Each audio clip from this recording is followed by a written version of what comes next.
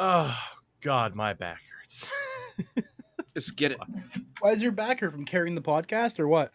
Welcome, everybody, to another edition of the Tougie Steak Podcast. And the answer to that question is no. Sin carries the podcast, as we all know. Absolutely. But we're back again. It's another episode of your favorites once a week in the off-season hockey news aggregator. I don't know how to explain what this podcast is at this point. We're going to be talking about lunch meat today. That's all I know. But we are back. I just had a salami sandwich. It was delicious. There you go. There you your go. answer already. But we are here. It is all three of us, as always. Us, the guys, the fellas, as it's been deemed. Endo Mills is here. Endo, how are you? I'm good. As the guy who put his name as the guy, eating the one thing that I'm known for, popcorn. Whenever I bring up popcorn, you know it's going to be a busy day and have a lot of stuff to talk about, and it's going to be a lot of fun. How are you guys? I like my popping corn. Sounds like Uncle Ruckus to me. I don't know. Well, I'm not going to do an Uncle Ruckus impression. I know that. Not relation. Not while you're here, Endo. No, just kidding. It's a Boondocks reference for anybody who doesn't get it. Sin, how the heck are you? I'm doing pretty good, you know. Just hanging out. Yeah, I mean, I've been, zoning out and going crazy with the Immortal Empires and Total War Warhammer 3. It's going to be fantastic. It's already fantastic, even in the beta state. Imagine that. Imagine a beta state being amazing. Well, actually, we get that every year with NHL 22, NHL, and then it sucks when the game comes out.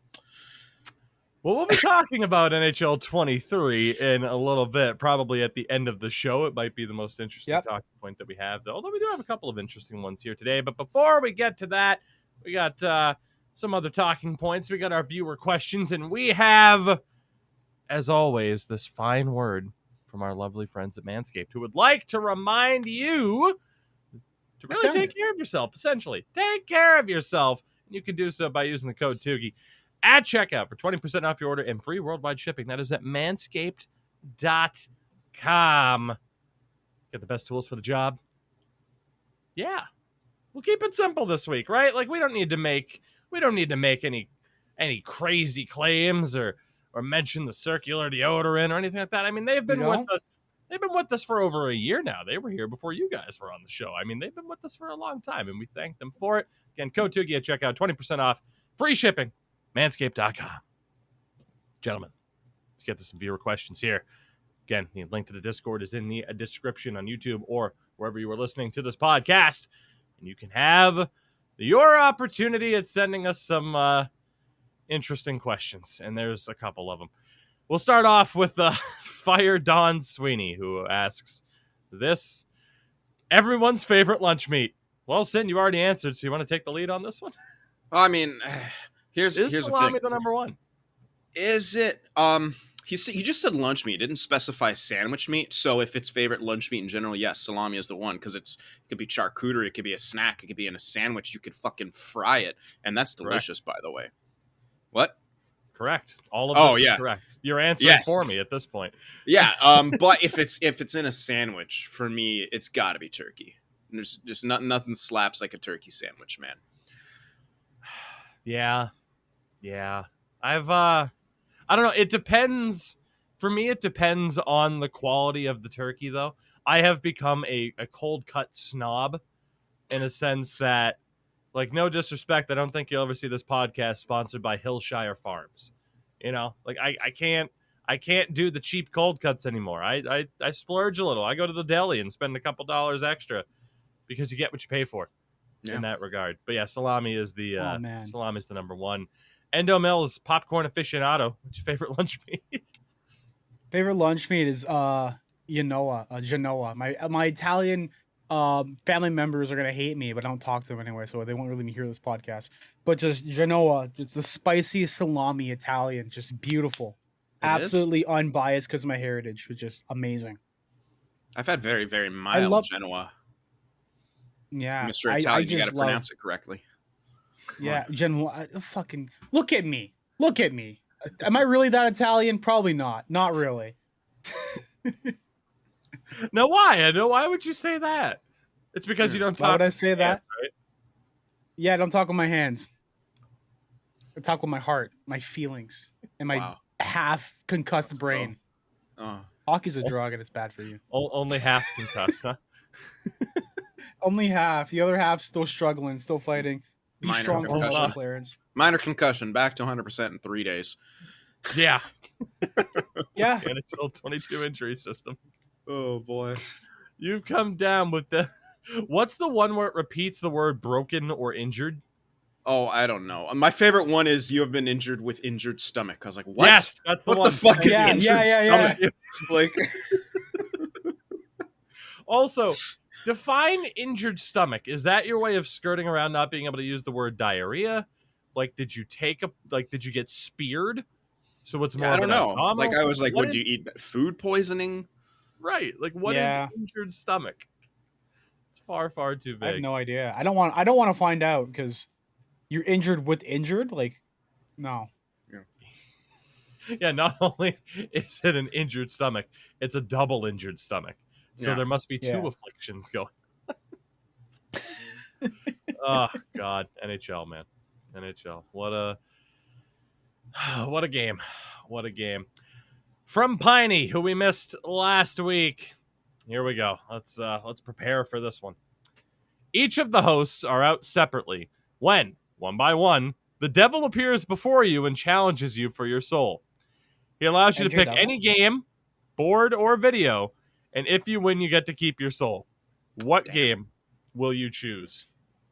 Now, how broad is board? We said any game, but then he specified board or video, so I guess it's not any game now, is it, Piney? Well, what would you go for then? I'd play him tabletop Warhammer and kick his ass. I'd use my Chaos Army with a Demon Prince just to fucking mock him, and then I'd beat the shit out of him with it. No Pyrrhic victory. I'd go full domination mode. I would sack tap that motherfucker right between his horns. Yeah, straight up. That's the correct. I have no clue what. I have no clue what the fuck that is. I'm scared. I know. I love when Sin, who the only thing he might be like, you are a hockey nerd, obviously, and it's delightful. We all are. We have a fucking hockey podcast together. Yeah. But in terms of like what you nerd out most about, I think it is Warhammer at this point. It absolutely is. I'm legit obsessed. It's kind of nuts. Like I literally write campaigns. Like I essentially do what a DM for Dungeons and Dragons does for Warhammer. I play the shit out of the games. I will sit there for fun and write army lists. Like, yeah, legit. So basically, we need to get you in like a Warhammer version of Stranger Things, where instead of Dungeons and Dragons being the basis of it, it's Warhammer. This needs to happen. Yeah. Yes. We're gonna find a way. We will fund this somehow. My God. Endo, what is the game? There's a long running tradition in my immediate family. Most like my crazy mother, as everyone knows from episode blank of the podcast, Mother's Privilege. That's still a great podcast name, by the way, just episode. And she would play Sorry. And like the game with the pegs you go across the map and all that. She'd play Sorry, but whenever she would land on someone's space, because she didn't play with the rules, she would grab her pin and smack it across the room. Like, Sorry, just smack it across the room, like completely. I can see that. And I think we would have actual like wars over Sorry. And I think like most of the time I won, and I think that's the one game I definitely want to kick people's ass in. The most RNG game available. Sorry. Yeah, you got to get on that little space where you slide 5 spaces forward.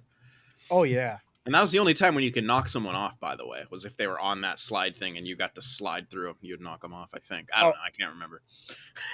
Oh yeah, we didn't care about the rules. That and like Uno, where everyone does like pick up 4. No, that shit stacks on the next person. Doesn't care. Like, oh, dude, everyone has their own version of the rules. I would stick 2 cards together, pretend they're 1, and put it down. If no one catches you, you didn't do anything wrong. Fuck it. Oh, you're an asshole. In the words of Eddie Guerrero, if you ain't cheating, you ain't trying. There you go. So it's funny. Fiance 24 and I, we've been on a huge Mario Kart 8 kick again lately. That's definitely what we'll do. Is we'll go play the crap out of a video game, get super invested into a show, and then play the hell out of video games, and binge. But I was saying it last night because we've been doing the time trials in Mario to unlock. I think it's the gold tires.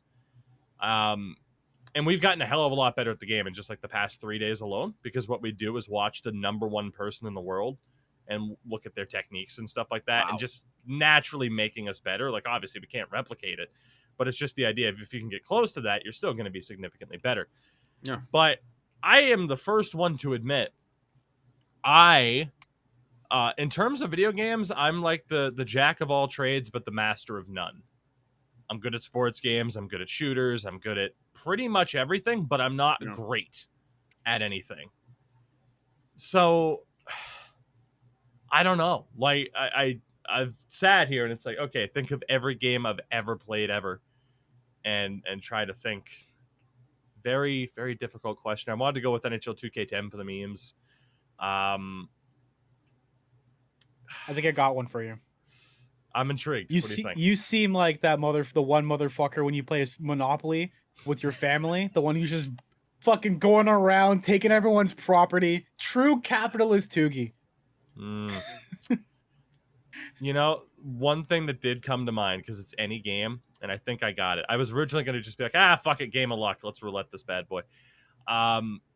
There was one game where I was top 10, in the world. There was one. What? Batman Arkham Knight, the last one that came out. There were essentially, I don't want to call them mini games, but there were challenge games. Some of them just involving like the combat in the game. Others, though, because the big selling point of that game was the Batmobile. And there was a challenge with the Batmobile, basically stay alive as long as you can, rack up as many points as you can. And I had a top 10 score in that game for the first 3 years that game was out. Wow. So I'm going for a game within a game, and whatever the hell that survival challenge was for Batman Arkham Knight is what I would go for. Because otherwise I'm fucked. Because I'm not elite at anything. I'm just good at everything. In a sense, not like, you know, again, like I said, we play NHL, even though we hate it. We're both good at that game. Are we elite at it enough to be like, yeah, we could move to fucking Finland and be on one of the ECL Elite Division for Sports Gamer, one of the top 3 teams always competing for title? No, we'd be getting carried and be the reason they lost. Yeah. But are we good enough to be on a team that could maybe push to get into that division? Maybe, at best. Like, you know, that's the level, right? That's the level. So, and that's kind of a general sense for everything. So, I want you guys to be like Davos and just like commentating games while he's playing them. So he was playing an XP. It is easier, yeah, but for he was playing an XBS, which is another league, like one of those sixes leagues, and it was like do or die for them tonight. And like he's basically carried that team. He has like the most shutouts and all that. And I think the funniest moment was that like whenever he like gets scored on, he has to announce it as if it was like the home team scoring. So it's like he scores on Davos. It's great. And he's like, you know, I'm like, how do you feel knowing that like you have the spectacle? Meanwhile, you might have just cost your game and team in overtime. It hides the pain. Exactly. Yeah, honestly, I'm just like, you know, if you pretend to be positive, maybe you won't hate the game as much. I'm gonna try that next time I actually play NHL. Just what a goal by my opponent. He totally deserved it. Yeah, no, fucking he just walked me like oh man. I think the funny thing about last night. Yeah. I think the funny thing about last night too was that he was basically like still streaming it live. And he's going on, was like, we did it, we're in the playoffs, it's great, it's amazing. And he's the only one in the lobby by himself doing this thing. He's like, we're going through. I'm like, I'm just laughing so hard because I feel so bad for him. That's a very Davos thing, though. I love that, man. What a guy. It's a very league play type thing. Oh, we're done with the game, let's not talk. Everyone bail immediately. God, I hate it. Everyone dropped off the lobby. It's just him sitting there. It's like, we did it. We're going to the final. They needed the win. They got the win. And I'm just sitting there like, this is amazing. Never changed Davos. Never change. From Cody, Who scores more points in the upcoming NHL season? Sidney Crosby, Patrick Kane, or Alex Ovechkin? That's actually really tough. That is a tough one. Now, I think the X factor in this is that we do not know where Patrick Kane will be playing hockey because his name has not left trade rumors all summer. Apparently, the most recent thing I saw was that he would prefer to not get traded from Chicago like now. If he was going to get traded, do it at the deadline. But Edmonton has been out there a lot as like the team that's going to go get him somehow. And Columbus's name thrown around a decent amount today. I saw Nasher mention something, a report that was out there on Twitter. And it's funny because as I replied, it wouldn't be the first time or even the second time that Columbus completely fleeces Chicago. More than likely, at least. So I don't know. I think you might have to rule out Patrick Kane just for the presumed trade that's coming up, which leaves Ovechkin and Crosby. And in terms of outright points, I'm leaning towards Sidney Crosby. Yeah, I would too. I mean, Ovi is always good for goals, but it's hard to say, especially with that team is aging like crazy. He's aging, but he's always going to fucking score. He always gets left alone on the power play. So yeah, I mean, so this is the first year with Washington where it's like for years and years now, people have been like, this is the year they're going to fall off. And I'm like, I don't think so. I don't see it that way.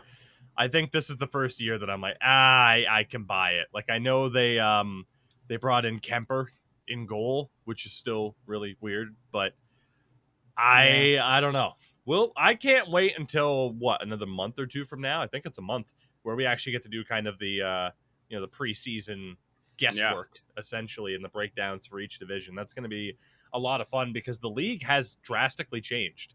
And we're actually going to be talking about some of the big changes that have happened even in the past week or so. But Endo, Crosby, Kane, Ovechkin. I don't know because like it's all weird different scenarios. I mean, that Pittsburgh team has not been the same as it used to be.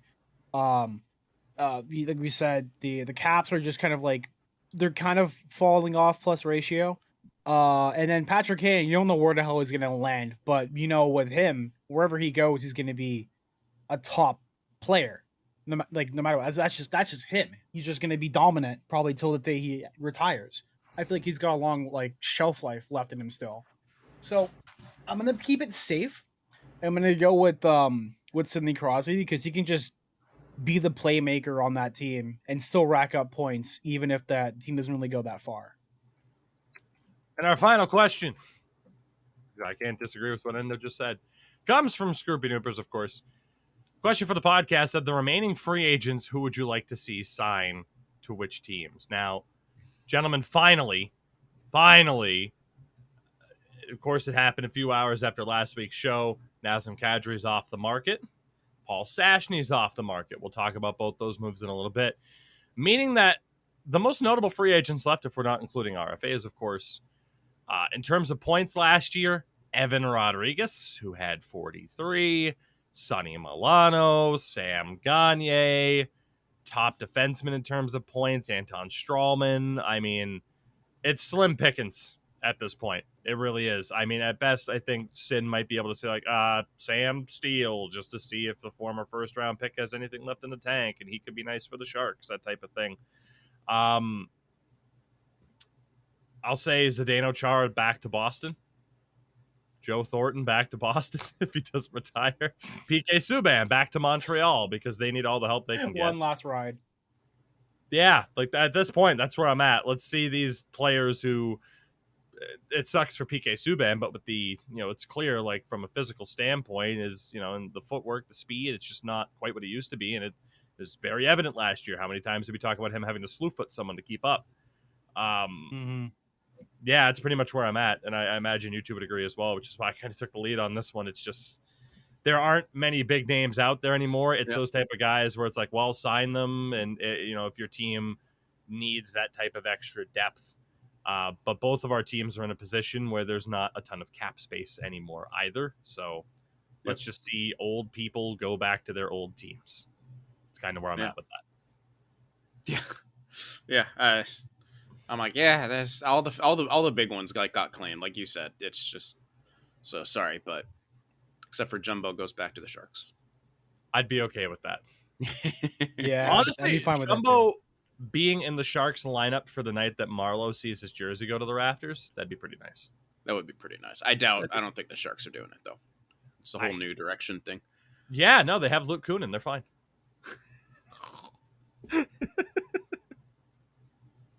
So with that, let's get into talking about some of the things that have gone down in the hockey world over the past week plus or so since our last show. And we will start off with maybe the biggest bit of news. It's certainly one of the biggest stories. Carey Price. I grabbed the jersey of his off my jersey rack here, but Sacre bleu. I pulled like a muscle or 7 in my back during my sleep, so yeah, that's a rough motion right now. Oh no! But yeah, Carey's career looks to potentially, probably be done, as it's confirmed he is more than likely sitting out the entirety of this upcoming season. And obviously, in my time on YouTube and Twitch and in the hockey scene, it has become known that people think that I hate Carey Price, in which I don't. I despise him. Damn it, you're ruined. Carey Price, number one goaler. Carey Price is an awesome human being. From the outside looking in, looks like an awesome human being. Obviously, my standpoint was he is not what he once was. In these latter few years, he wasn't what he was in the early to mid 2010s, where he was the best goalie in the world, hands down. No doubt. But there has been that kind of legacy debate out there about him now. There was a tweet that was out there. Carey Price played with one 80-point player in his entire career. That was Alex Kovalev in Price's rookie year. Just to compare, Colorado had 4 80-point guys on their roster in this past season alone. Please don't downplay Price's incredible career by asking why he doesn't have a cup. I will, though. Not just yeah. Here's the thing. Like, that's a regular season stat. 80 points in the regular season. And also, the point scoring has really, really picked up in the past few years, I would say. Yes. So you'd have to go back and like, okay, well, how many 80-point guys were there total in the league on Price's rookie season?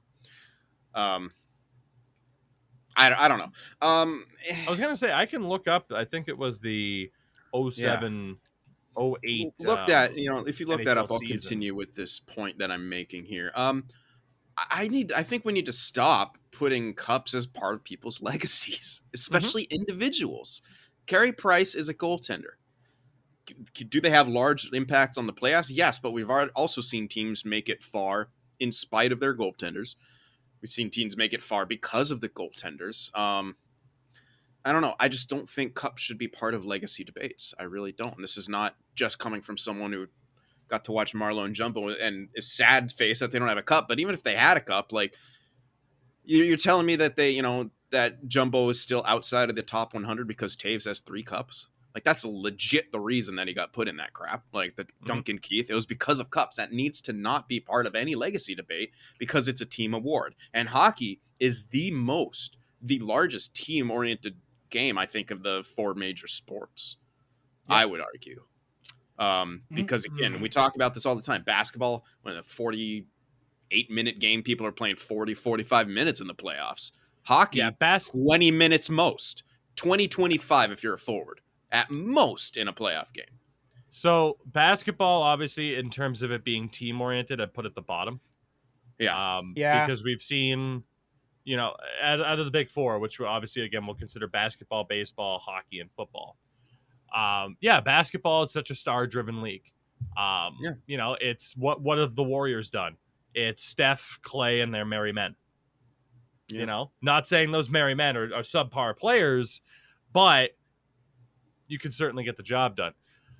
Football-wise, drop-off is huge. Yeah. Yeah. Football-wise is an interesting one just because the importance on the skill positions, like that's an interesting one to debate. Brett Favre. Baseball is really starting to make that argument because look at the LA Angels. Look at the Angels with Mike Trout and Shohei Ohtani, maybe the two best players in the league, and they suck because you just cannot see a baseball team succeed on 2 stars alone. You can't do it. And they have some other good players as well, like Jared Walsh, stuff like that. But yeah, it doesn't matter. But hockey's another interesting one where how many Stanley Cup Finals has Connor McDavid been to as the best player in the league? Yeah. How many, like, you can look at how many first overall picks have made it to a Stanley Cup final or won a championship in the past 25 years. Like, hockey is certainly up there as something that is so super team oriented. And we had that discussion too a while ago on the pod in terms of, where do championships rank in someone's legacy? I think we talked about that a lot when it was discovered that Roberto Luongo was still going to make the Hockey Hall of Fame despite his lack of a cup, which was the right call. Yes. And that does open the door for guys like Henrik Lundqvist and Carey Price to be slam dunk Hall of Famers, because if they vote Luongo in without him needing a cup, those other two guys are certainly making it, no doubt in my mind. Yeah. And I did look up, by the way, Carey Price's rookie season, that stat of just one 80-point player in his entire career, and that was Kovalev in 07-08. There were 19 players that season that had 80 points or more. Just 19. So that's nothing. Out of, I don't even know how many would have been out of registered. Players. Like out of how many 80 point players was in this last season? Like there had to in this last season here. Let me look that up as well. The 2021-22 NHL season. Thank you, by the way, to hockey-reference.com, the greatest goddamn site out there alongside Elite Prospects. This season, in terms of 80 points or more, the NHL featured 34. Yeah. Yep. Almost 2x, like close to 2x right there. Yeah, you're looking at an estimate about, like, there are roughly 1,000 players in the NHL who are on two-way contracts who can play in the NHL and the A, which means there's over 1,000 players roughly per season. That's basically, like, you put the numbers that way, it's insane with, like, how the scoring has ramped up and increased. Like, right. I don't agree with the whole thing of, because of his teammates and everything. I get, like, Carey Price is an amazing goaltender who's been essentially the picture perfect example of, like, proper goaltending and all that, but the guy couldn't stay healthy, and he was basically pushed to the point of, like, he played until he dropped. Like, I keep telling people that, like, every single time that he's played, it's the exact same injury. Yeah, physically and now it was mentally. I mean, it's probably bothering him before, but now he actually got to see help and he recovered. Now he has to deal with another injury. Like, I feel bad for the guy. I really do. For a guy who's, I think he's also a triple gold member as well too. So the pressure that alone, go, keep going. Yeah, that alone would put you in the Hall itself. That's like saying if Sidney Crosby didn't win a Stanley Cup, he wouldn't be in the Hall. Sidney Crosby's going in the Hall. That's like saying Connor McDavid in his current track method wouldn't be in the Hall if he doesn't win a single cup. He's gonna go in the Hall. Yeah, like so. For me, though, obviously the big takeaway is, like, you read between the lines of this tweet, at least how I read it. It is that, and I mentioned this on Twitter a couple days ago, it is that continuation of the narrative that Carey Price never had help in front of him, which I disagree with. And I looked at the numbers, right? And I looked at the numbers. Basically how I phrased it on Twitter. I cannot stand the narrative that some people try to spin that he played behind garbage in Montreal his entire career, because it's not true. They were essentially bang average for his entire career. And I looked up the numbers from all of Carey Price's seasons, minus the 15-16 season where he was injured, and of course the prior season, 21-22, where he didn't play that much. On average, in terms of goals for as a team, the Habs finished 16th out of 30 teams. And then obviously towards the latter half, you could say 31 and 32 teams.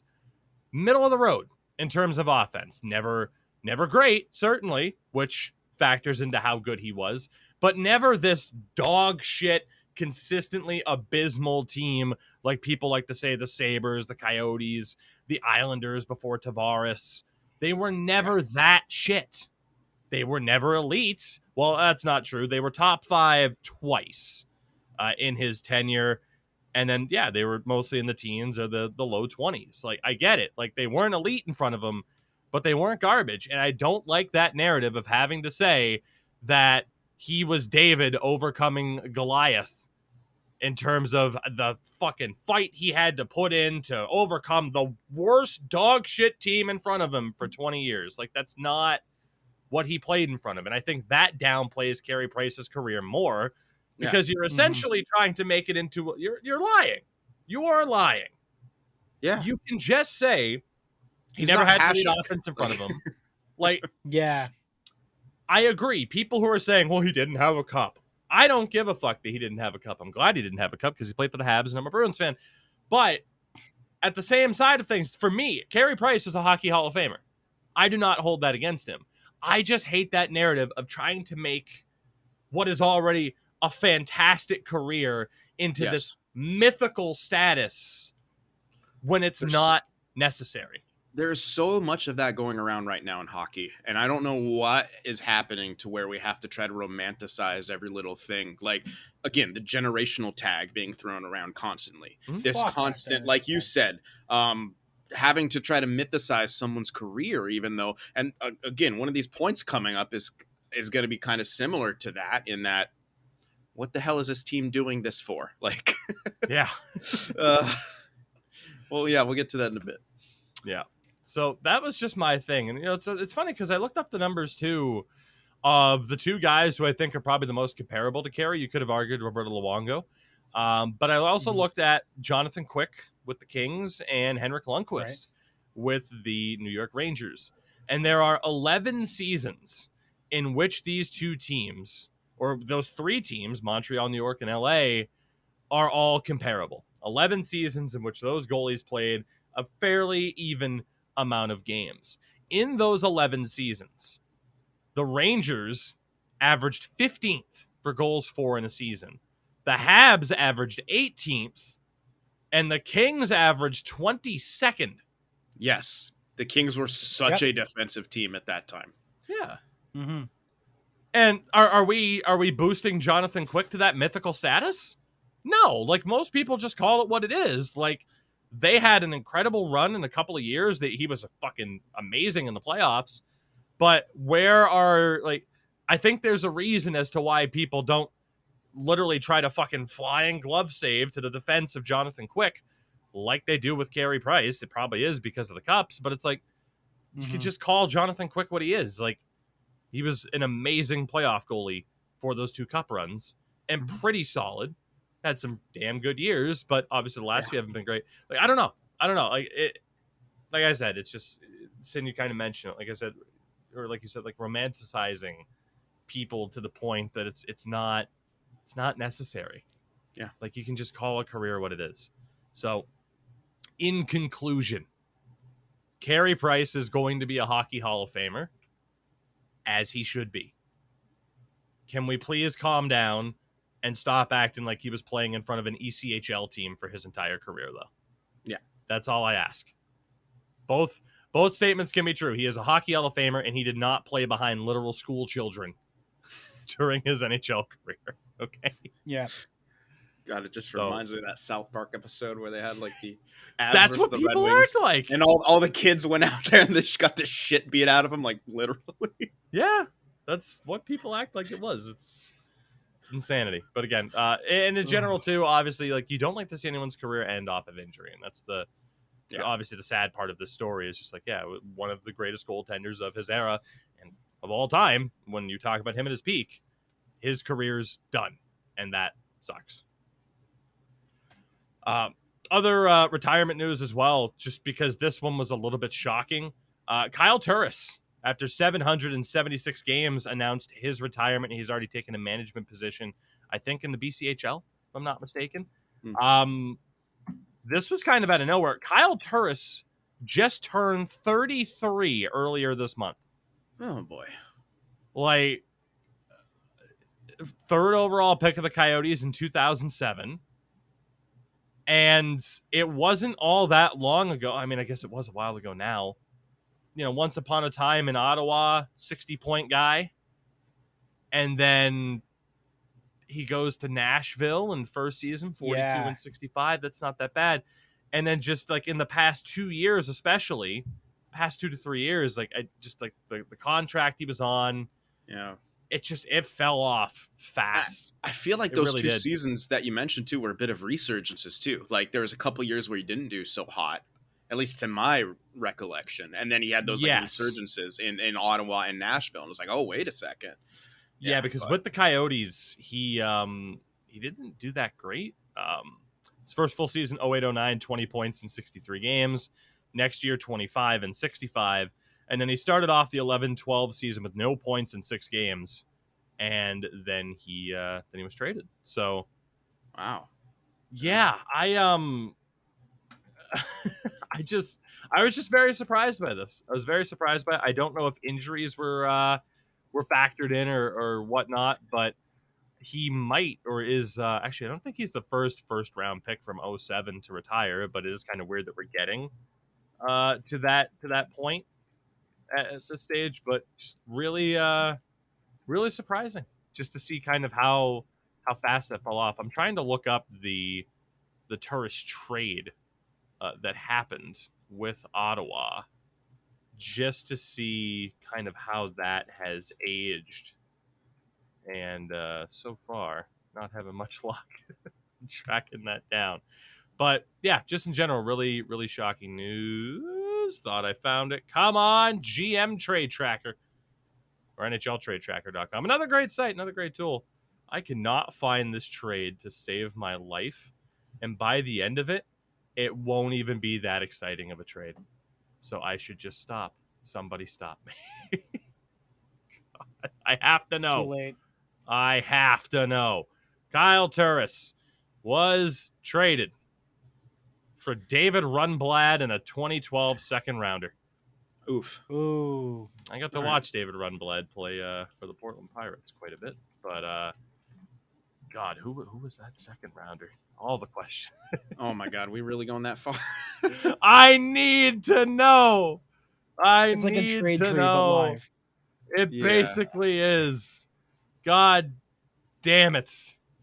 All right, hold on. I got it. I got it. Second rounder didn't become anything. I got it.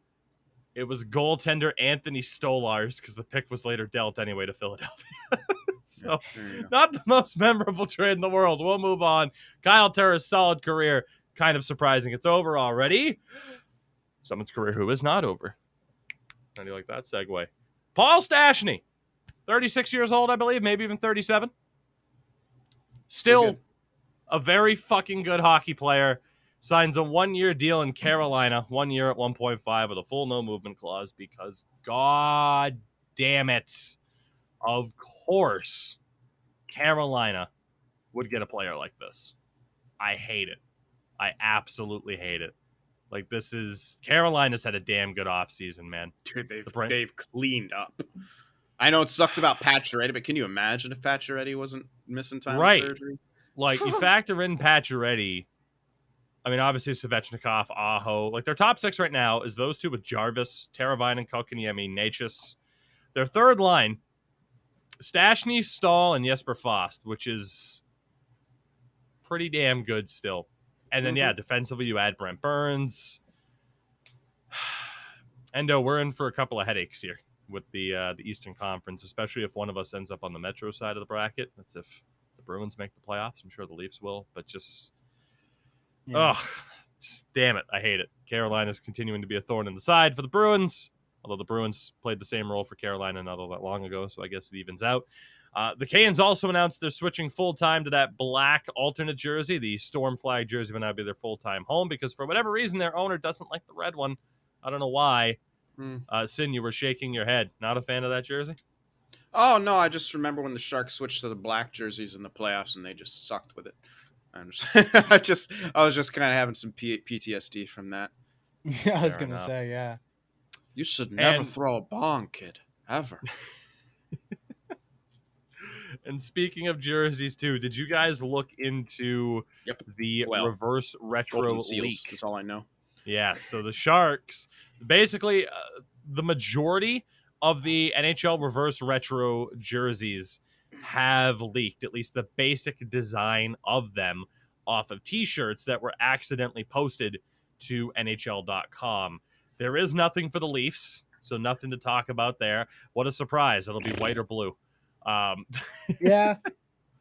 No, you know what? I think they're going to do something really, really obscure where they're going to go back to the original, like the original Toronto Maple Leafs logo, which was white and red. Yeah.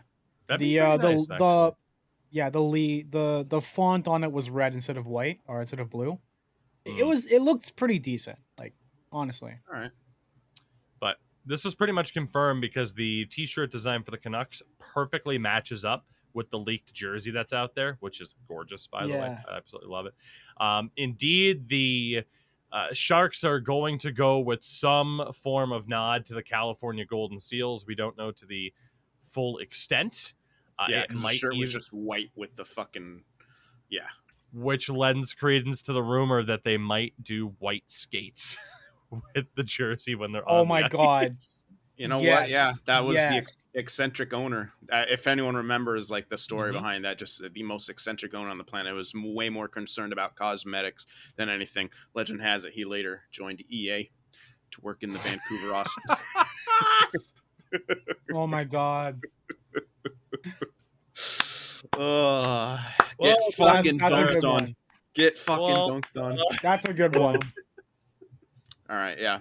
We'll see. I still want a fucking Halloween Sharks jersey, man. I just want an orange and black. Did you like what the Barracuda did for their orange jersey? I did, but it was a little too much orange. Like it was like color rush. Like, come on. Yeah. That's fair. It needed a bit more. Like, I love orange. Like, and just, there's a fine line. And I say orange and black. I know a lot of Flyers fans are like, it's mush. But like, there's a different way to do it. Like, it's a different orange. Do black. You don't have to throw. I think like orange, black, and teal have no white whatsoever would be really interesting to see. Like, if you did it well. And we got to stop with this modern look of everything looking so just bland and. Yeah, I don't know what it is, man. I'm seeing these square ass houses being built, and modernized, and they look awful. Just like just put stucco on everything. Fucking cube houses being built, and like the woods. I'm like, why? Come to Maine, where every house was built before 1970, and most of them were built in the 1800s. Yeah, I would love to see. I'd love that. God damn it. God. Just make sure you're prepared to have an air conditioner in the window, because we didn't hear about central heating until 2010. Like, there are no fucking houses here that have like built-in air conditioning. This house doesn't. There's an air conditioner to my right. Like, I need it. It's ridiculous. Yeah. But in terms of some of the other jerseys, looks like the Blue Jackets might go with a primary black for the first time in their career, like when they were their history. They had the alternate that had the black along the sleeves before. That one could be interesting. The Islanders look like they're bringing back the Fishermen, just with a bit more orange, which also could be interesting. Good. Yeah. The Florida Panthers and the Montreal Canadiens are both going with what I dare say is like more of a baby blue, like a powder blue. So the Panthers like maybe, so like the Panthers maybe going back to like what was like their jet blue era jersey. The Habs are out there too. The Oilers are bringing back the McFarland jersey, but with way more orange on it. Which one was that? I like that. I like the McFarland jersey. I mean, if you Google it, it'll pop right up rather than me explaining it, but I can try. It's the one that has like I can't even describe the shape. Almost like a shooting star effect. But it was made by comic designer. Oh, yeah. It was the oil the drop. cog. I call it the oil drop. Yeah. Oil drop's fair. Yeah, that's fair. Yeah. The Sabres bringing back the goat head, but with yellow and blue. Could be interesting. Penguins bringing back the Robo Penguin. Oh, yeah. Which I'm intrigued. Apparently, it's going to be a primary yellow. So that's an interesting one. And the Boston Bruins. Pooh Bear? Bringing back the Pooh Bear. Let's go. Oh, my God. It looks like it's going to be a white Pooh Bear jersey. Hype. Oh, my God. I'm intrigued. I'm worried for my wallet. Now, the last time Reverse Retros came out, there were some fucking awesome ones. Washington, Colorado. I still wanted the Bruins one, even though it wasn't my favorite, just to have it for my collection. But it was right around Christmas time, and I'm like, I don't have the fucking spare money to be like, sorry, it's our first Christmas together. I bought myself hockey jerseys. Couldn't quite do that. And this time out now, it's like, hey, I spent $800 on hockey jerseys when we're planning a wedding. So I'm a little bit worried, especially because, if you don't get these instantly, they're going to be very tough to find as the years go on. There are some interesting jerseys out there, though. I'm excited to fully see what a lot of these look like. Yeah. And speaking of jerseys, breaking news here from Danny Webster, NHL writer, Las Vegas Sun. Friend of the show. He Phil was on Kessel, during the trade deadline. Yeah, Phil Kessel will be wearing number 8 for Vegas. Number 8. Number 8, Phil Kessel. Now, we were going to talk about that, so we can kind of... Because he ate too many hot dogs. Oof. But I'm sorry. I love him. Listen, he brought that cup to sick kids.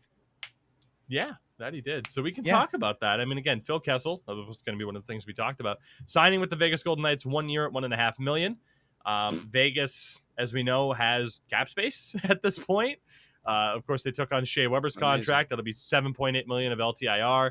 And then Robin Lehner's $5 million will be LTIR. Now, let's talk about the Kessel signing before we talk about Robin Lehner.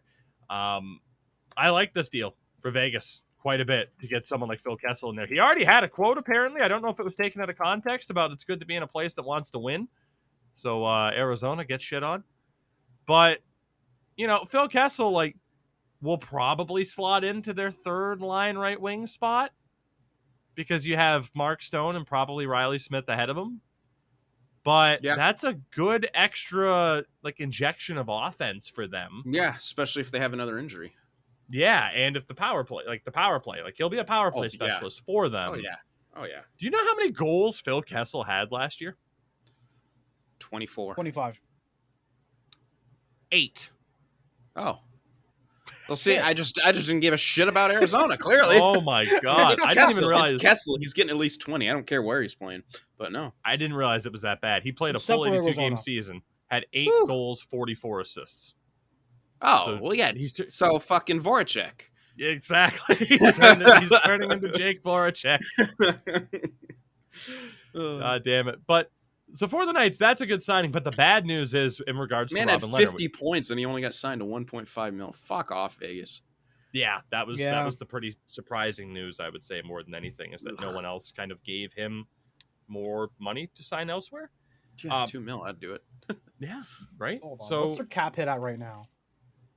For Vegas, on cap friendly, they're listed at $8 million over the cap. However, again, Shea Weber, about $7.9 million will be off the books, and then $5 million of Robin Lehner. So they have cap space. Boy, should have kept Max Pacioretty. Yeah. PK Subban, or they're gonna pull Rodriguez, because I heard something about Rodriguez wanting $5 million or something like that. There's no way that's happening at this point. Yeah. Yeah. So, honestly, so we talk about the offense for Vegas. I mean, their bottom 6 right now: William Carrier, Nick Waugh, Phil Kessel. That's not bad. But then you have a fourth line of Jake Leschyshyn, Brett Howden, and Keegan Colasar, who are 23, 24, 25, respectively. They are probably going to look to boost up offensively a little bit more. They could use another guy. No offense to William Carrier. He's a 20-point guy. Bump him down to the fourth line, get someone else on that third line. Someone like Evan Rodriguez, Sonny Milano would fit in great in Vegas. Their defense isn't bad. Martinez, Pietrangelo, McNabb, Theodore, Hutton, and Whitecloud. I honestly don't mind their defense at all. And Nick Hague, who is currently hurt week to week, he'll be factored in there too. Their goalies are Brossois and Thompson, and it's confirmed that they are going to run with those two, which, again, I'm okay with. I do think Logan Thompson deserves that chance to show if he could be a starter off of what he did last season. He was the only reason down the stretch they had a chance of making the playoffs. Yep. But for Robin Lehner, the news is out. Not only, of course, is he out for the season, it's confirmed that he is now having double hip surgery, one and then another a little bit down the road.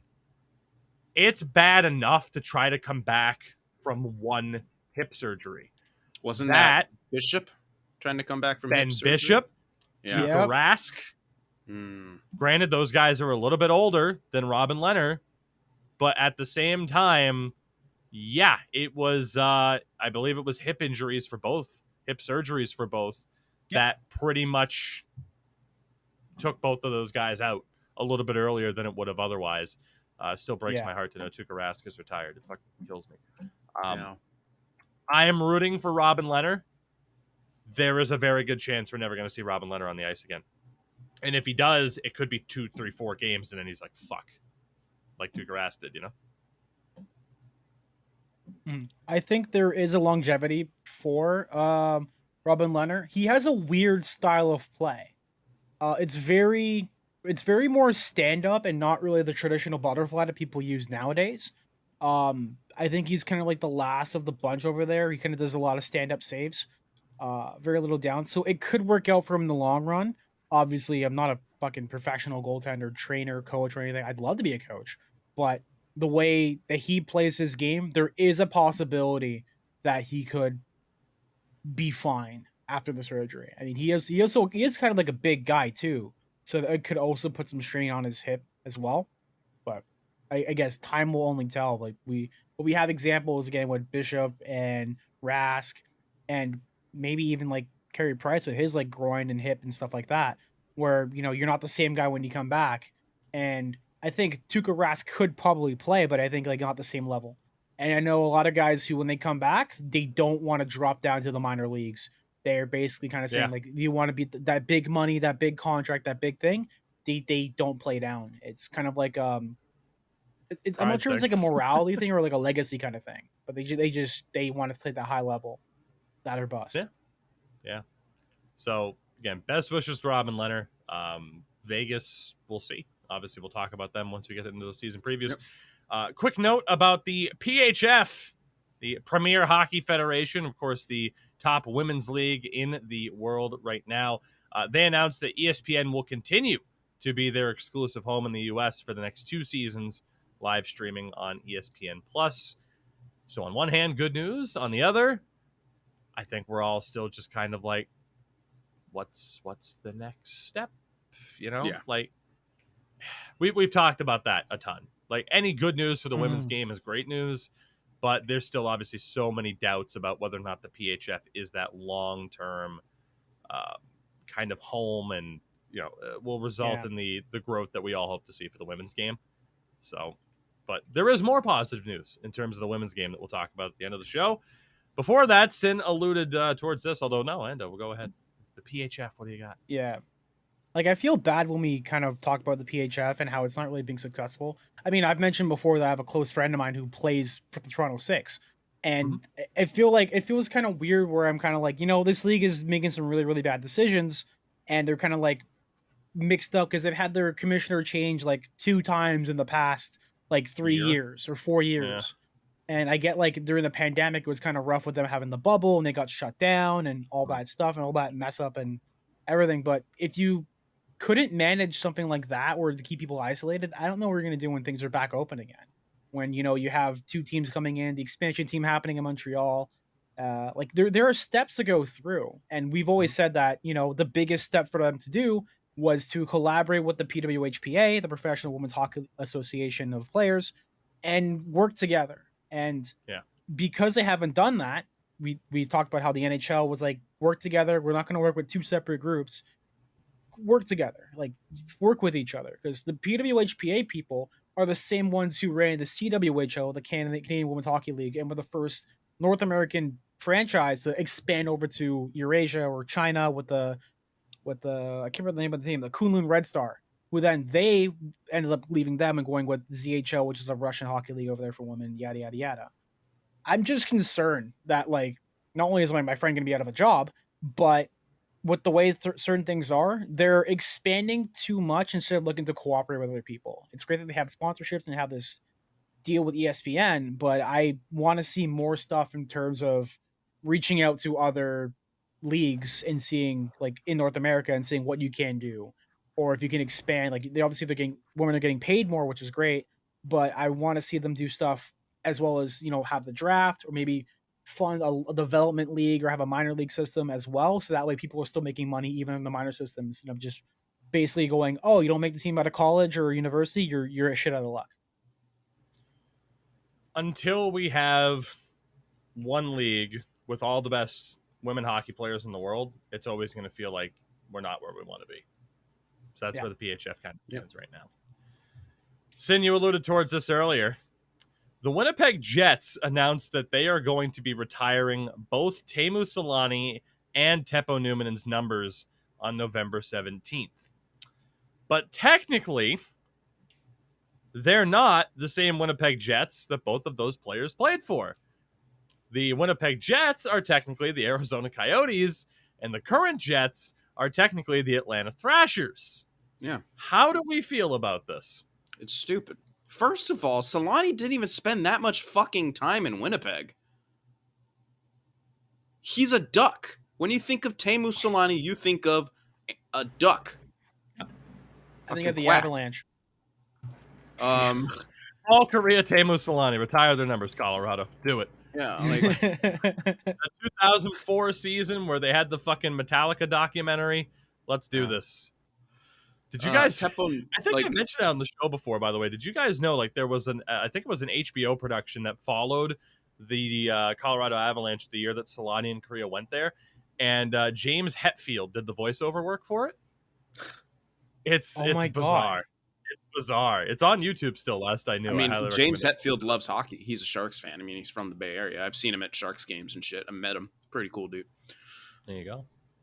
But yeah, he spent from 92 until midway through the 96 season as a Jet. So less 3 full years and change. I don't get that. Oh boy. I'm sorry, that's bullshit. Like, yeah, sure, he had that 70 whatever goal season. 76. He did clay pigeon and shit there. Yeah, he did the clay pigeon and shit. But I'm sorry, he's a duck.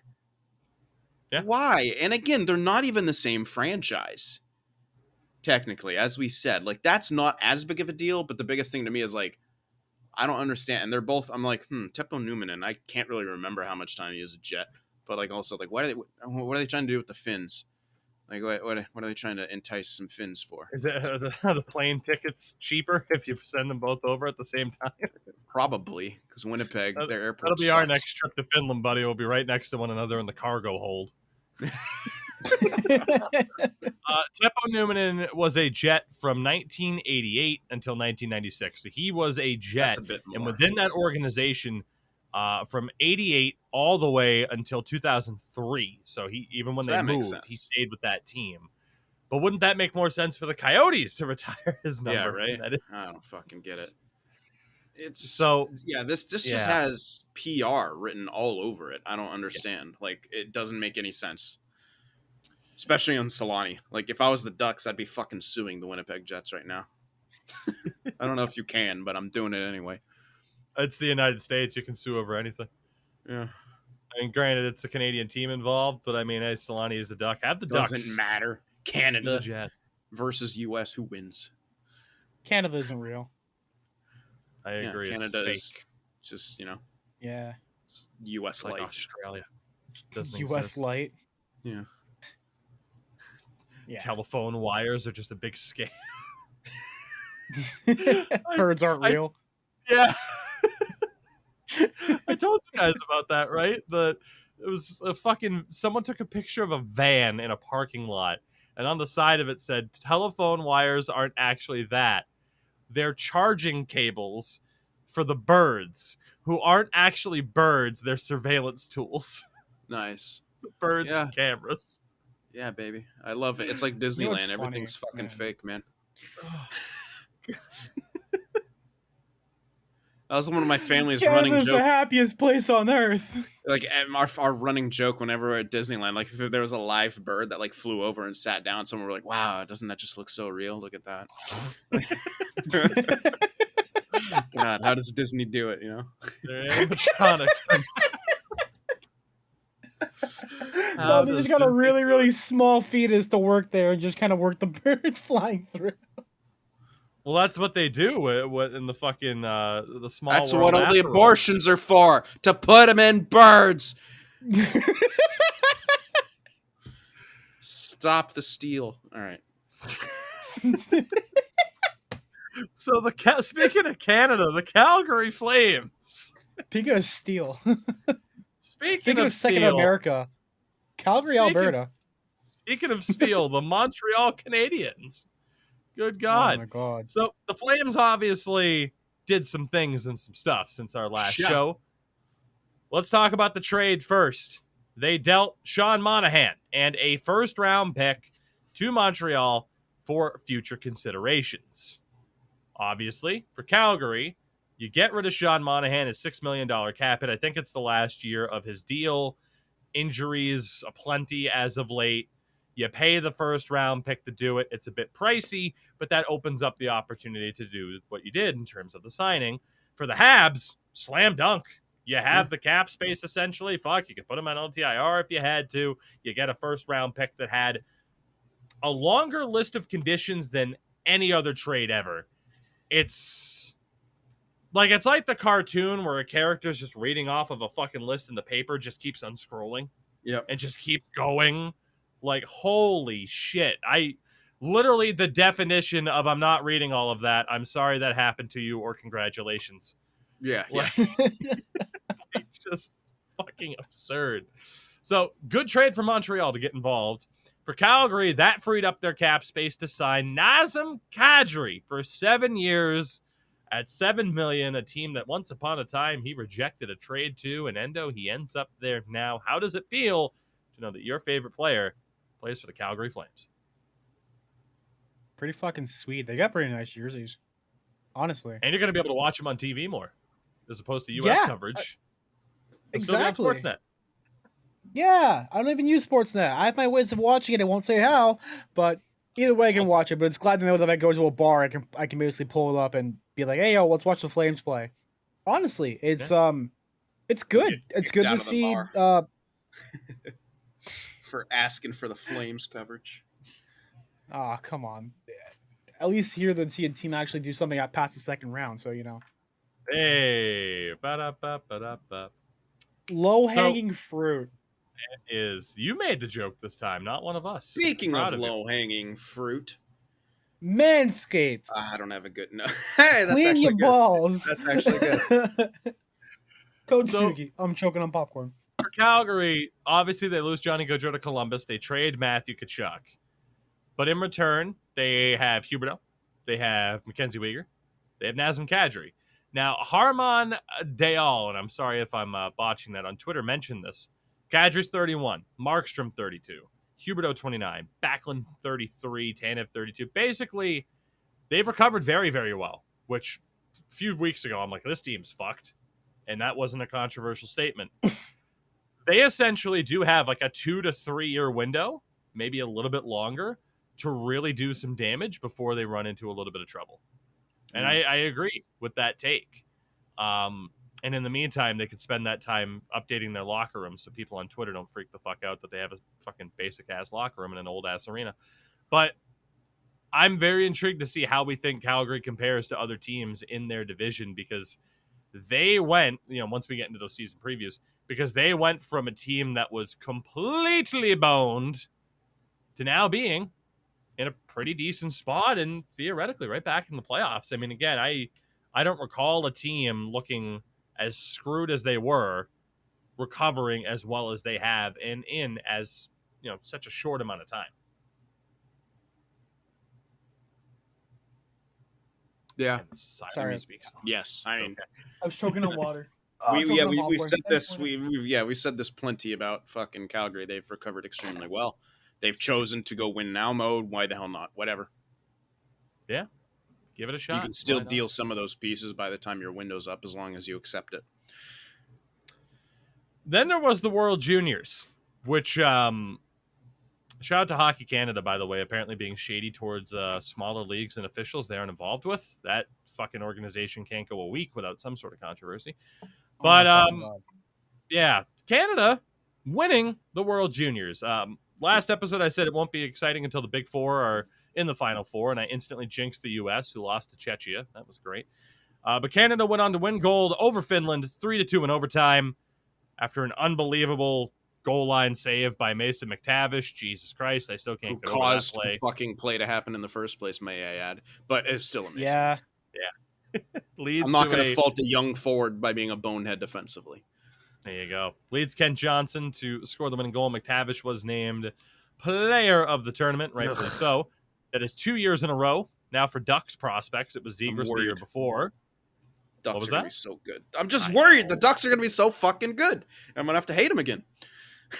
Yeah, because they also have defenseman Olin Zellweger, who could have won player of the tournament. He had 11 points in 7 games as a defenseman, which is the most ever by an under 19-year-old defenseman in a single World Junior tournament.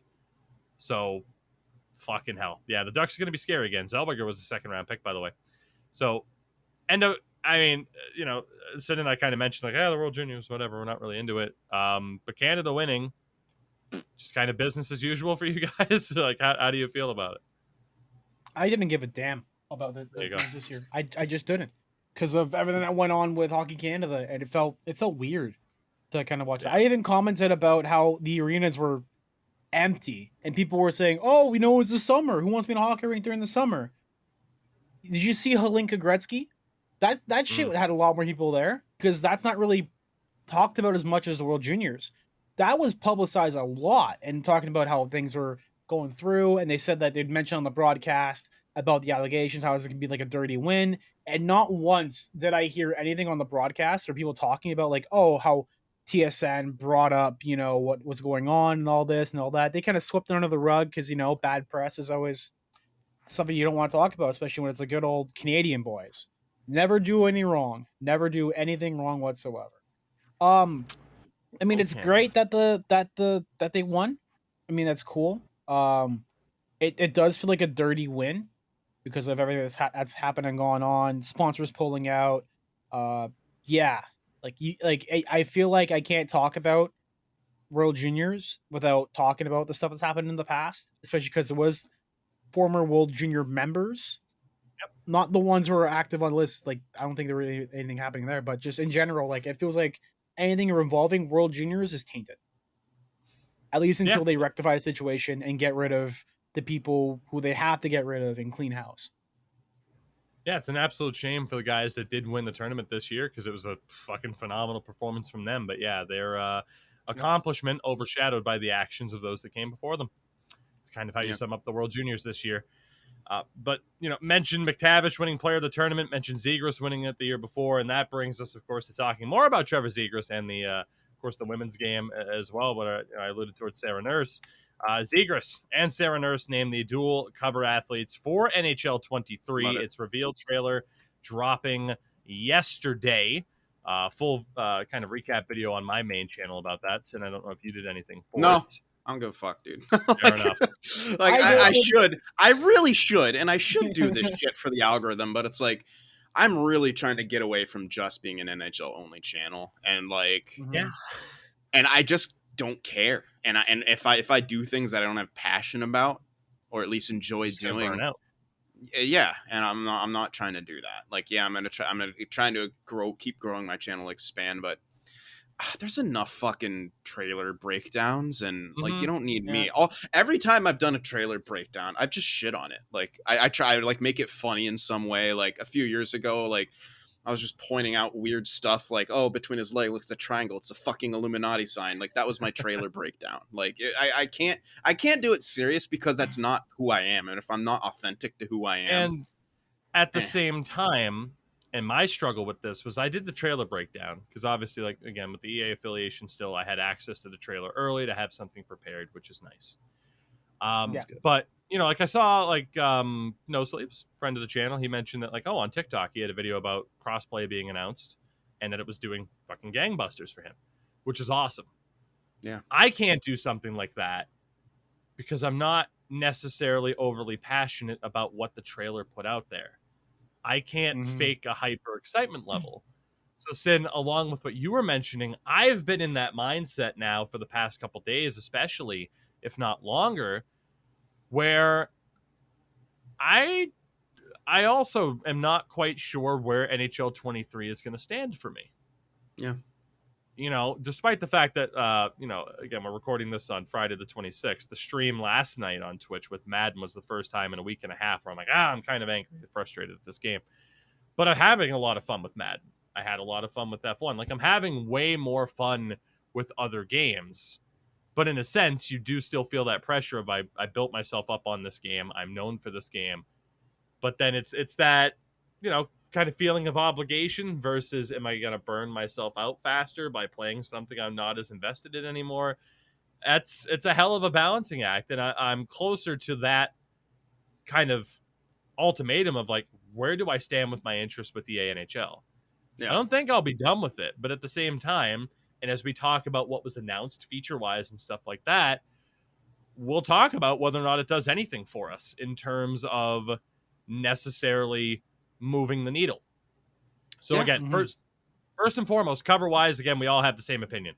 Fucking awesome. Trevor Zegras is one of the most marketable players in the NHL right now. His highlights getting more views than pretty much anything ever in the history of the NHL in terms of social media. Yeah. He should be on the cover. Sarah Nurse, 100,000% deserves to be on the cover. Again, I mentioned it in that breakdown video. I got to do that live stream with Lazarus Esports and everything. They had their Chevrolet sponsored event that was a shootout tournament. Yeah. Sarah Nurse was a part of that. Steve Dangle was a part of that. That was awesome to get to work on that. Sarah is an incredibly nice person, as you would imagine. People complaining about the cover, obviously, are fucking morons that are going to complain for the sake of complaining. There are palm trees. He's wearing shorts. There's a woman on the cover. Like, people are dicks. End of the day, for people like us, number one, we can acknowledge it's cool. Secondly, when's the last time you bought a physical copy of NHL? I'm actually tempted. Like, I'm legit tempted because of this cover. Yeah, right. yeah. It's a historical That's the only cover. reason. Like, I don't give a fuck about McDavid or Matthews. No offense. They're just not marketable. The last physical copy of an NHL that I own, and I will eventually go back and buy the other ones just for the collection, is NHL 15 because Bergeron was on the cover. Mine was, I think, 17 when Tarasenko was on it because it was so. I think I pre-ordered it, and I'm like, and it was before they actually revealed the cover. I want to say I don't know if even that was possible, but Pavelski had a chance to be on it, so I was like, fuck yeah. There you go. If we're going through this, mine was 19 because PK was on the cover. Honestly, it was awesome. I like it. Like, it's one of those things for like everyday play though. You're only going to see it as you load the game up, and then it's out of sight, out of mind. It's not a big deal. You know what's funny? Not even that, because this year's game for on the Series S, it booted you right into the fucking menu. You didn't even see the login to get in there. I'm not sure that was a bug or something like that, but like you just booted right to the fucking menu. It might have been that people weren't properly closing out the game or the app itself, or maybe that's just a Series X thing. I don't know. I don't play it enough. No. Yeah, the whole quick resume feature, which is a bit buggy, that honestly caused some franchise modes to disappear. It was 100% the quick resume feature that causes franchise modes and rosters to disappear. Oh, was it? Yeah. Yeah. So whenever I back out of NHL, I always make sure I hit quit game for that reason. I'm pretty sure that's what it was based off of some of my tests. Yeah, because what happens is I think I figured out what exactly it is. So I might be just guessing here.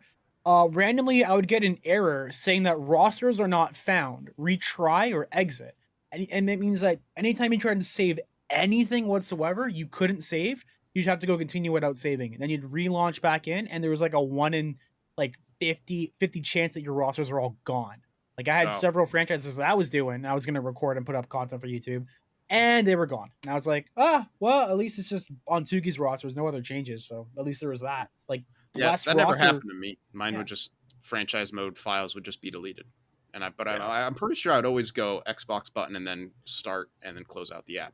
Like actually close the game. That was just my hunch. Otherwise, it's EA fucking broke it and there's nothing we can do. So but in terms of features for NHL 23, obviously second year on Frostbite, which that type of thing. For Ultimate Team, women are now in Hut, which is cool. Respect and women. They gave like different themes on a week by week basis to Hut Rival. I don't care. It's like not realistic. Let me play with the dead body of Gretzky or Wayne Gretzky's dead body. Shit! Let me spoiler alert. I'm from the future. Sorry, Gretzky dies in a year. Man, dude, I hope that now. Dude. No. I was gonna say you can play with like pre-weight loss gum Wayne Gretzky. There you go. Is it in too much of poor taste to name this show Dead Wayne? Probably. Wayne Just name Gretzky. it. Just name it. Wayne Gretzky is dead. All caps. Gretzky's dead. Just fucking watch the numbers pour in and watch the reviews tank. You're welcome. That might be a bridge too far, but holy fuck, would it be absolutely hilarious? Wayne Gretzky is dead. Just with and the thumbnail's got to be Voldemort. You know that fucking part where he's Harry Potter is dead. The shuffle. We might have to do this now. We might have to. Because he wasn't really dead, kids. You see, he jumped out of Hagrid's arms and started fucking magicking people. As long as the thumbnail is the Harry Potter reference. Oh yeah, no, we're doing this now. Yeah, we're doing this now. It's official. God damn. Oh my god. It's Ultimate Team. Who gives a shit? Again, the cover athlete's cool as hell. The biggest thing by far for NHL in a general sense this year is cross-plat. Again, it'll be Xbox One, PS4 that are synced up. Oh. And then Series X and PS5 that are synced up. So it won't be. Oh, so it's not cross-gen, but it's cross-plat. You know, that's better. Correct. That's better than cross-gen. I'm calling it cross-compete. That's what I'm going to call it for the fucking year. Because that's basically what it is. Because you can't play on the same team as someone on a different console ecosystem, but you can play against them. Wait, what? So what you're gonna have, yeah. So for example, you can play PS5 versus Series X, but you can't play a mixed team of PS5 and Series X. Oh, that kind of sucks. Okay. Yeah. So I wonder how that could be integrated, because I know you have the party system. I guess it is tough because you have separate party systems for each thing, but that's why you have to have an internal community thing built. Yeah, that's the reason why they had EA Social for F1 and having it for FIFA and yada yada yada, all that bullshit. Yeah. So it's a step forward. Apparently, it's going to be added in November, which is okay because you don't necessarily need it at launch anyway. Compared to when roster sharing was delayed until December last year. Yeah. Which, by the way, roster sharing not looking like it's cross-gen, cross-plat at all, which fucking blows for one of the many reasons I'll talk about in a minute. Endo, what's up? Yeah, like I'm looking at this, and a lot of people were mixed about, adding cross-plat and cross-play in general, saying, "Oh, they should have left over for 24 if it was going to be like this." Like, are you sure about that? If you didn't get crossplay this year, you were gonna freak out. You're already everyone freaked out about not having GM connected again for the 15th year, basically. At this point, it sounds like it's just a dead end meme at this point. Like, I would rather them put effort into putting stuff in post launch and showing that they don't just care about just racking in money with the packs and just sitting back and just going Well, they do. They basically seem to be doing from years now. I mean, like to see them add stuff in. Like, when they added IAHF, that was like a big surprise to fucking everybody. It's like, oh shit, they had the full license? All right, cool. I expect them to integrate stuff like that into the rest of the modes. And like, everything sounds great on paper, but like, I want to see them like execute it completely too. Yeah, I mean, this is a change on like the IIHF thing where it's like, again, you don't need it in that first month anyway because the population's going to be fine. You need cross-plat for when you get to like March and beyond. Yeah. When otherwise you're waiting 3-5 minutes to find one game and then the other team might fucking back out. So it was 100% a necessary addition because of where the players' pool size is at this point and how it's split amongst consoles. It was 100% needed. The problem is it took up the vast majority of their resources this year, which is fairly obvious based off of what else was added or wasn't that people were hoping for. Like I said, this feature compared to a IIHF that isn't like integrated into Be a Pro or franchise, this integration of cross-plat hits the mark. It does. Yeah. It is just a shame that the dev team is the size that it is. And again, the biggest issue for sports games right now is the fact that this yearly release schedule fucking murders any potential these sports games often have. That's 100% the biggest issue with any sports game right now. I do believe that the NHL dev team could do well and could succeed if they were releasing games bi-yearly. But the fact that they're not is frankly brutal because people are like, oh, well, yearly schedule. They have a year. LO fucking L, that's not how it works. And I'm not saying this If to 6 defend months. them. Exactly. If less, dude. If not less. The planning for the next game. So, for example, right now, as they're finishing up NHL 23, the planning for the next game for 24 has started. And obviously, they might already be putting it into effect now that we are about a month and a half out from launch. And you got to figure, they're working on 24 while they're trying to update and keep 23 in a decent spot. Whether or not they succeed in that front with patches and stuff like that, it's its own question. Like, I'm not saying this to defend them, but you do have to, I guess, you have to understand it a bit. You don't have to empathize with them. Like, hey, that's your job. Do your job. It is what it is. You signed up for it. But at the same time, this is why I always say kind of keep realistic expectations with what they're going to be able to add in on a year-by-year basis, because you look at every other sports game, every other yearly release game, where the complaints from the communities are the fucking same. It does not matter if it's F1, if it's Madden, if it's MLB. Nobody's happy because nobody necessarily thinks the game is where it should be. And the biggest reason for that is, again, the crunch, essentially, that these guys are under to release these games.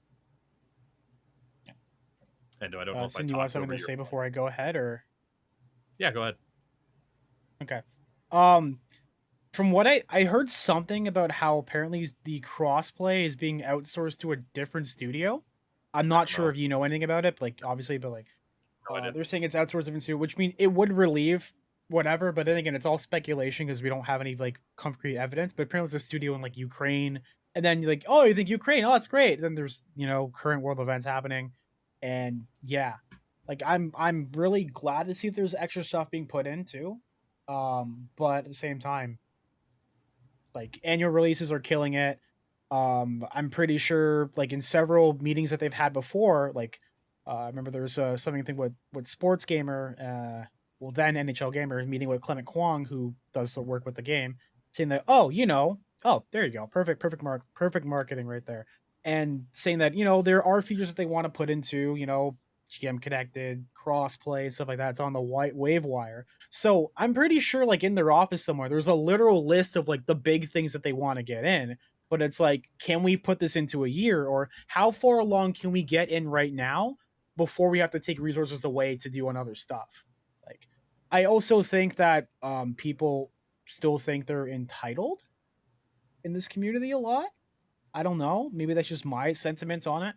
Like, I get like being like upset that people are like modes not being there, but realistically, no one owes you fuck all. They could literally post the exact same game every year as long as they have this deal with the NHL, NHLPA, and all these other leagues, and just kind of scrap it out. Just go, whatever, it's fine.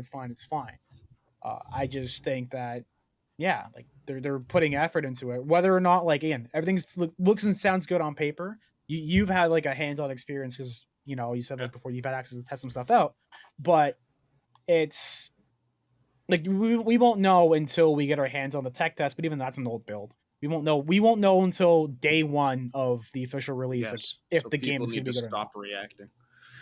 Yeah. Like, we're just fucking, at this point, we're kind of just going in circles about shit we've talked about 100 times before. True. Yeah. So really quickly though, in terms of then the other things that were added in, because this is obviously not something that's been discussed before since this is new. New system, quote unquote, last chance puck movement, because you always need a catchy word for that. Essentially what it is, and look, I will not sit here and say thank me for this, but when I started talking about NHL 2K10 and putting videos out there about that, at the same time, was I having conversations with the devs about what I was seeing in that game that I'd like for NHL? Yes. Was I having direct conversations with Ben Ross, one of the lead designers, about what I'd like to see and what I like from this and what I'd like to see in NHL? Yes. And in the past couple years, we have seen shot blocking animations that were added into the game that look very similar to 2K10. And we now see this last chance puck movement feature, which includes players stumbling but still completing passes and shots like you would see in 2K10. Loose puck play is like, it is one of those things where if anyone wants to still have the attitude of like a game changers only, kiss ass and don't do anything, I can directly say that, like, I at least help get the thought into their minds of like, oh yeah, shit, maybe this is something we should do. And I do think this feature of the idea of, as long as it works properly, we'll see what the fuck it looks like by the time the game's out. But the idea of, someone gets bumped and you don't get to get the shot off was unrealistic, and they have worked at fixing that. I think it's a damn good change. I do think it's a damn good change. The fact that is going to be more like NHL 2K10, that just because you get nudged in the back, it doesn't mean that your action is completely canceled. Yeah. So that is a positive change. They did change things over with the goalies to have it be more based on the human goalie system. We'll see how that works because, man, every year people talk about goalies and obviously we hyper-focus on it. It feels like nothing changed. So, look, I'm not going to sit there and be like, yeah, no, it's going to be great. We'll see what happens. In general, literally they do hype up the level of immersion, and it's true. The crowd's a lot more lively. They do react more properly. I mentioned the idea of the Stanley Cup celebration. It doesn't sound like you're in a fucking morgue or a library at this point, whatever one you think's actually quieter. They have changed some stuff, and there's some other changes I'm privy to as well that I can't talk about yet that I think people will like. Again, franchise mode, the big thing for them, more NBA 2K like, where you get full league customization now. Can change the amount of teams, the amount of games played in the season, the divisions, the conferences, the salary cap, pretty much everything, which again is great. I mentioned in my recap video, I don't know how much I'll get out of that. I do know, again, because I'm not just here to be like, hey, this is what it is. I do know, like, fact is, the idea of how well this works with roster sharing was mentioned. And I don't think this was something that was talked about just this year to be brought in, because admittedly, 2019, when I went to Vancouver, we had that conversation about, hey, NBA has this. But have they openly acknowledged someone like Snipe and Score exists and puts out really cool flashback rosters that will now go fucking perfectly with custom leagues? Yes. So as much as it doesn't feel like it sometimes, I can confirm the team does listen and tries to do what they can. Not everything lines up with what we would want, what I would even want. Like, my overall thoughts on this, and I guess the last thing to mention is, like, they overhauled some of the strategies as well. Like the edit line screen's a little bit different, not too crazy. Power play wise, there's actually proper strategies where you can set up who's designed to carry the puck into the zone, who's designed to be the shooter on each line, stuff like that. But overall, like, am I incredibly optimistic about this game? I think, off of what I said before, I'm not sure. I have mentioned it for a while now. Like, the gameplay hasn't necessarily been for me. The issues within franchise mode that might end up still existing when it comes to how bad the AI are in terms of managing and building their team, if that still exists, I don't know if I'm going to be able to play franchise all year. But I do feel like they're trending in an interesting direction where it's like if they hit the mark and keep going, it can get better. But overall, I wanted to talk all about this. Like, people can get my full thoughts on everything from that video. And obviously, ask questions if you want, YouTube, Twitter, wherever, when I'm live on Twitch. Sin, your thoughts based off of the information that you have now about NHL 23. Where are you at with the game, knowing that it doesn't come out until October 14th? I'm waiting for it to come out in October. I don't know. I have like zero hype level around it. I don't know. Like, I'm just at the point where I'm like, I'm not gonna think of one thing. I'm not gonna get my hopes up for something. I'm just gonna react to the product itself. And that's, I don't know, kind of boring fair response. I'm sorry, but it's that kind of where I'm at right now. Like, I've been very, very unplugged recently in a lot of ways. And ironically, all I did was really fucking delete Twitter completely and like don't even check it. But yeah, I just like, that's where I would get so much information and just be plugged into all that kind of stuff. Like, I didn't realize the trailer dropped. I was like, oh shit, yeah, I didn't have anything for it.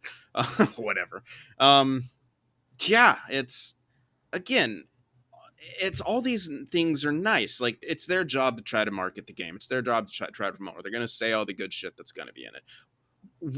Tougie and I are and Endo too, are well versed, play it so much that we're aware of all the bad shit that's in the game, and we're aware of how many years that bad shit has been in the game without fix. Mm-hmm.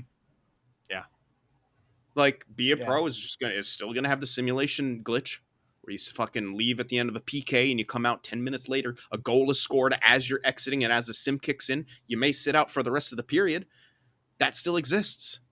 Be a pro. It doesn't give you the notification since they changed the upgrade your off-ice training system. It doesn't give you a notification anymore to stop the simulation. You have to stop every single week. You have to stop every single week on Sunday to set your training. You have 1 day to do it. Like, these are all issues that have been existing for multiple years. The AI and franchise mode being absolute dog shit, not knowing how to build a team, which sucks because I put members in the game and they get drafted by shit teams. 10 years later, those teams are still shit and they haven't made the playoffs.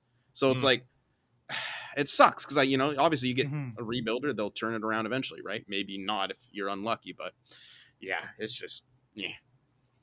Well, see, that's why I wanted your opinion on this, because I don't think that's a boring opinion. I think that does kind of speak volumes as to where you are for someone who's been on YouTube as long as I have been as well, and just how we're both, I don't want to say jaded, but this is supposed to be the exciting time of year.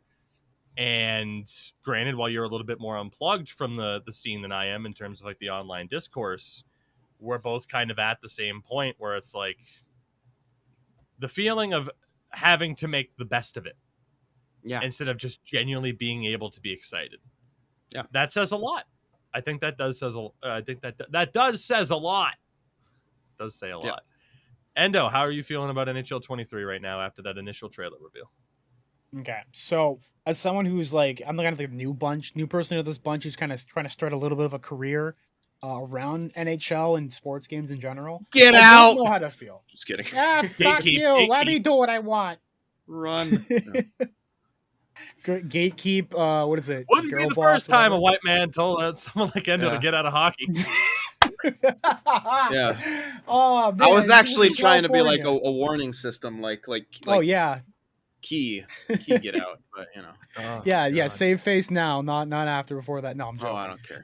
But like I'm optimistic, but I also know that given how things are, and they say, oh, we've improved the AI. It's like every year you say that, but every year it gets exploited, and whether or not how much of a team is going to be working on that, it's always going to happen no matter what.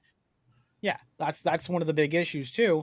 It's like you're going to try to do one thing and then you don't do it, and then you have to pander to a certain group to fit their style because they're playing a certain way, and you're like, oh, like, I don't know, because on paper these moves sound great. They sound they could be something to go off of and put it kind of back in the right foot.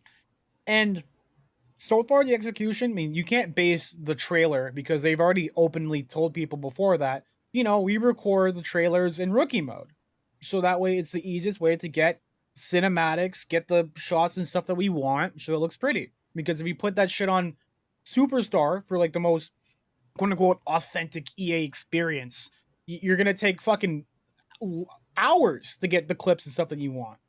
Like, as someone who did a thing for a multimedia sports company, it takes you hours to get that one thing. I wrote an article on doing the fucking Michigan when that came out, because I got an early copy to write that out. And it took me hours to get that shit. Hours. And I was like, oh, I'm going to put on Superstar. Yeah, that shit took forever. Put it on Rookie, maybe like 5th try. Like, so there's a reason why they do certain way. I think we should, if people were really skeptical, maybe there's the breakdowns and stuff like that we can look at and see. Because there's a lot of stuff they probably haven't told us. They told us the big, box things like, oh, this added this, do that. But there's a lot, I think there's a lot more small changes that they're going to get into.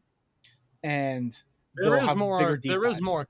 Like, I can confirm that. Obviously, I'm under NDA. I can't fully talk about everything that's there, but it's the same thing every year. They had the reveal trailer with most of the big changes, and then they add some other details along the way. Like, bottom line is, like I said, I was worried about franchise mode. There is a change coming for franchise mode that people are going to love and that people have been asking for a very, very fucking long time. And that is the most I can say.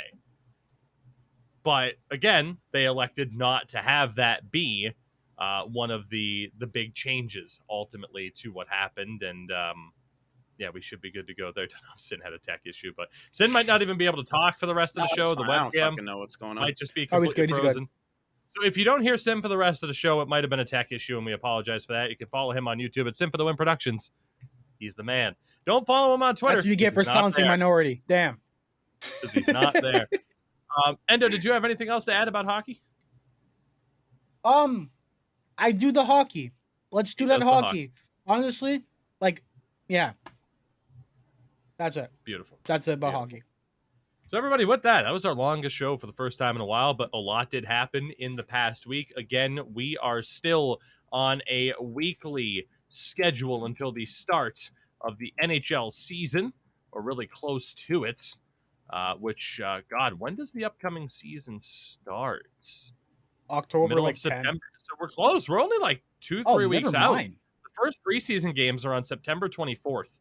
So we're less than a month away from hockey being back, which is kind of fucking crazy, but it'll be great to have that back. Yeah. And again, as the weeks go along, we'll continue to talk about the news, not only on the ice, but I guess on the virtual side of things as well. And again, further implications that are out there in terms of these changes that are going down really on both sides of the ice. But with that, again, mention, because again, I don't know if Sin's audio will be screwed up. Last time this happened, it looked like it didn't carry through. So again, Sin is on the YouTube, Sin for the Win Productions. I think he still has his Caps franchise going for the moment, and obviously whatever else he might do. And Glory. There you That's go. My last one. Got the Draft of Glory coming up as well. I got a Draft of Glory with Madden right now. It's going very well, except for last night. And no, what's it looking like for you in terms of the content creation side of things, aside from editing Let's Plays of mine, basically? Honestly, things are looking good. I put up my first 2 videos. I recorded the video at 2 in the fucking morning, 10 hours before the reveal. Because there was a Best Buy leak. If people don't know, Best Buy Canada put out a blog post detailing everything that was all the big features that were going to be about NHL 23. And Game Changers are under NDA, so they couldn't speak about it. So I said, this is my moment right here. I can talk about this and just put something out before anybody else. And then I did.